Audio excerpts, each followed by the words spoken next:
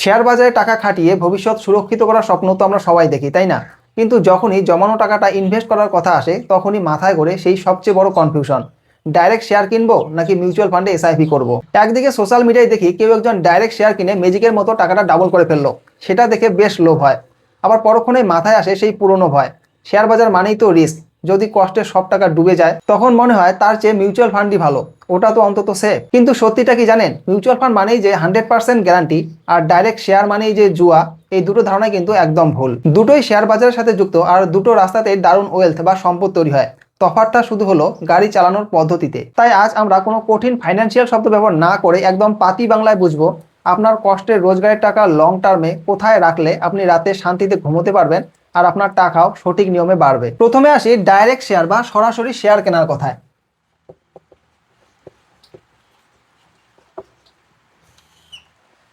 এই ডাইরেক্ট শেয়ারে ইনভেস্ট করাকে আমি সবসময় নিজের গাড়ি নিজে চালানোর সাথে তুলনা করি। ব্যাপারটা একটু ভেবে দেখুন, আপনি যদি নিজের গাড়ি চালান তাহলে আপনাকে অবশ্যই ড্রাইভিং জানতে হবে। ঠিক তেমনি আপনি যদি ডাইরেক্ট শেয়ার কেনেন তাহলে আপনাকে কোম্পানির ব্যালেন্স শিট, ফান্ডামেন্টাল অ্যানালিসিস ইত্যাদি পড়াশোনা করে শিখতেই হবে, না হলে আপনি অন্ধের মতো গাড়ি চালাবেন। দ্বিতীয়ত, গাড়ি চালানোর সময় আপনাকে রাস্তা দিয়ে কড়া নজর রাখতে হবে। ডাইরেক্ট শেয়ারের ক্ষেত্রে আপনাকে প্রতিদিন মার্কেটের খবর, অর্থনীতির খবর সবকিছুর আপডেট রাখতে হবে। তৃতীয়ত, রাস্তায় কখন ব্রেক কষতে হবে, কখন স্পিড বাড়াতে হবে সেই সিদ্ধান্ত কিন্তু আপনাকেই নিতে হবে। অর্থাৎ কখন একটা শেয়ার লাভে বেচে দিতে হবে আর কখন দাম কমলে আরো কিনতে হবে সেটা সম্পূর্ণ আপনার ডিসিশন। আর সবচেয়ে বড় কথা হলো, গাড়ি চালানোর সময় যদি আপনার কোনো ভুল হয় বা অ্যাক্সিডেন্ট হয় তার পুরো দায়িত্ব কিন্তু আপনার নিজের, কেউ আপনাকে বাঁচাতে আসবে না। ডাইরেক্ট শেয়ারের ক্ষেত্রেও ঠিক তাই, আপনি যদি কারো কথা শুনে ভুল কোম্পানিতে টাকা লাগান আর সেই কোম্পানি যদি ডুবে যায় তাহলে আপনার পুরো টাকাটাও কিন্তু জিরো হয়ে যেতে পারে। অর্থাৎ ডাইরেক্ট শেয়ারে প্রফিট বা লাভ যেমন অনেক বেশি হতে পারে, ঠিক তেমনি রিস্ক বা ঝুঁকিটাও কিন্তু 100% আপনার ঘাড়েই থাকে। এবার আসি দ্বিতীয় কনসেপ্ট, অর্থাৎ মিউচুয়াল ফান্ডে।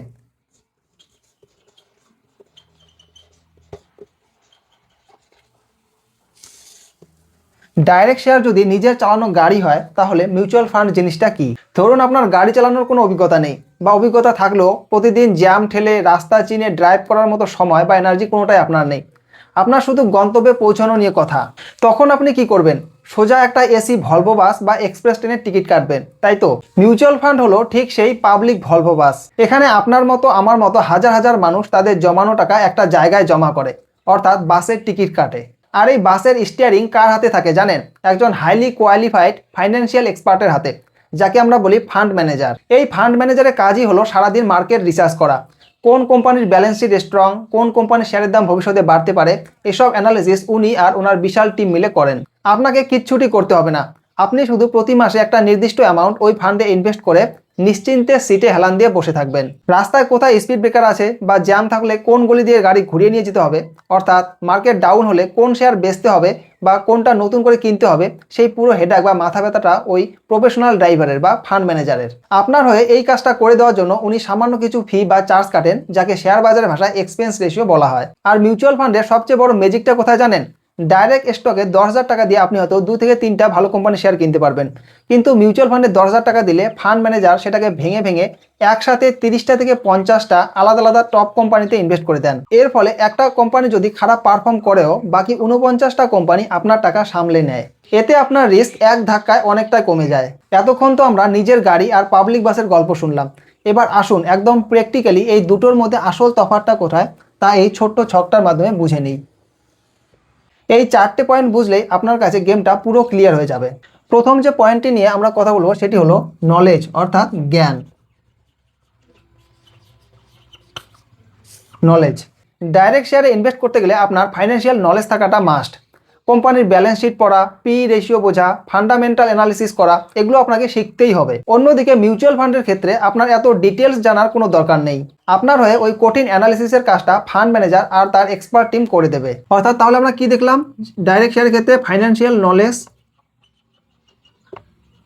মাস্ট থাকতেই হবে।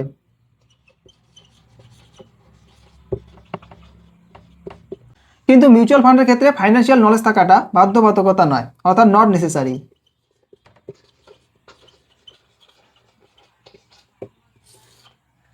দ্বিতীয় পয়েন্ট হলো টাইম বা সময়। আপনার হাতে কি প্রতিদিন মার্কেট আওয়ার্সে স্ক্রিনের দিকে তাকিয়ে থাকার সময় আছে? ডাইরেক্ট স্টকে কিন্তু রেগুলার পোর্টফোলিও ট্র্যাক করতে হয়, কোম্পানির খবরাখবর রাখতে হয়। কিন্তু মিউচুয়াল ফান্ড হলো চাকরিজীবী বা ব্যস্ত ব্যবসায়ীদের জন্য আশীর্বাদ। একবার একটা ভালো ফান্ড বেছে নিয়ে এসআইপি শুরু করে দিলেন, ব্যাস। একে বলে ইনভেস্ট অ্যান্ড ফরগেট অ্যাপ্রোচ। বছরে একবার বা দুবার রিভিউ করলেই যথেষ্ট। অর্থাৎ ডাইরেক্ট স্টকে তাহলে কি প্রচুর সময় প্রয়োজন, require a lot of time.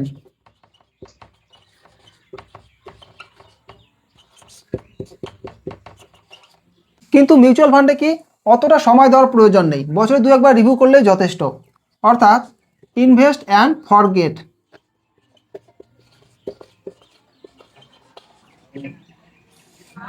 তৃতীয় পয়েন্ট হলো রিস্ক বা ঝুঁকি।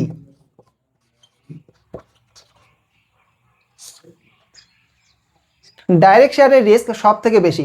ধরুন আপনার সব জমানো টাকা একটা বা দুটো কোম্পানিতে লাগালেন, আর কোনো খারাপ খবরের জেরে সেই কোম্পানির শেয়ার ধপাস করে পড়ে গেল, তাহলে আপনার পুরো মূলধন কিন্তু একটা বড়সড় বিপদে পড়বে। কিন্তু মিউচুয়াল ফান্ডে আপনার টাকাটা 40 থেকে 50টা আলাদা আলাদা টপ কোম্পানিতে ছড়িয়ে দেওয়া হয়। একে বলে ডাইভার্সিফিকেশন। তাই এখানে একটা দুটো কোম্পানি খারাপ করলেও বাকিরা আপনার টাকা ঠিক বাঁচিয়ে নেয়। তাই মিউচুয়াল ফান্ডে ডাইরেক্ট স্টকের তুলনায় রিস্ক বেশ খানিকটা কম। অর্থাৎ তাহলে আমরা কি দেখলাম যে ডাইরেক্ট স্টকের রিস্ক হলো হাই রিস্ক, কিন্তু মিউচুয়াল ফান্ডে কি লো রিস্ক। চতুর্থ পয়েন্ট হলো কস্ট অর্থাৎ খরচ। ডাইরেক্ট শেয়ার কেনাবেচা করতে গেলে আপনার ব্রোকারকে শুধু সামান্য ব্রোকারেজ চার্জ বা ডিপি চার্জ দিতে হয়, খরচ খুবই কম। কিন্তু মিউচুয়াল ফান্ডে যেহেতু একজন হাইলি এক্সপার্ট ফান্ড ম্যানেজার আপনার হয়ে সারাদিন খাটছেন, তাকে তো একটা পারিশ্রমিক দিতে হবে, তাই না? সেই জন্য মিউচুয়াল ফান্ডে আপনাকে বছরে একটা ছোট্ট ফি দিতে হয়, যাকে বলা হয় এক্সপেন্স রেশিও। এটা সাধারণত 0.5% থেকে 1.5%-এর আশেপাশে থাকে, যেটা আপনার রিটার্ন থেকে কেটে নেওয়া হয়। অর্থাৎ ডাইরেক্ট স্টকে আপনাকে ব্রোকারেজ ফি দিতে হবে,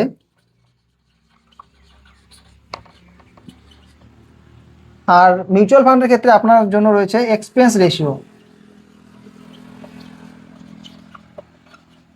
যা সাধারণত 0.5% থেকে 1.5%-এর মধ্যে হয়। এবার আসি সবচেয়ে বড় প্রশ্নে, যার জন্য আপনারা এতক্ষণ অপেক্ষা করে আছেন। লং টার্মে ওয়েলথ বা সম্পদ তৈরি করার জন্য আপনার কোনটা বেছে নেওয়া উচিত?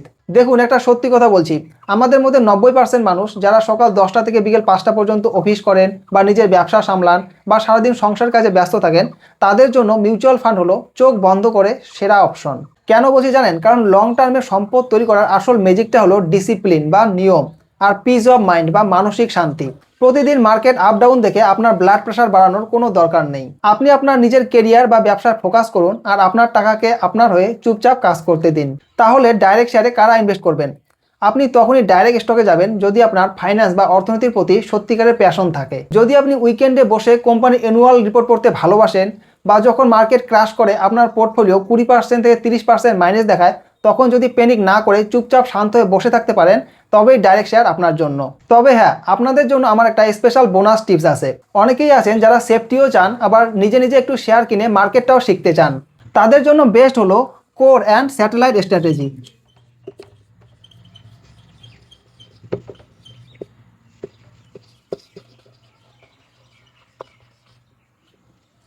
কোর অ্যান্ড স্যাটেলাইট স্ট্র্যাটেজি ব্যাপারটা খুব সোজা। ধরুন আপনি মাসে 5,000 টাকা ইনভেস্ট করতে চান, এর মধ্যে 80% টাকা অর্থাৎ 4,000 টাকা আপনি একটা ভালো মিউচুয়াল ফান্ডে এসআইপি করে দিন। এটা হলো আপনার কোর বা মূল সম্পদ, যা নীরবে কম্পাউন্ডিংয়ের মাধ্যমে বড় হতে থাকবে।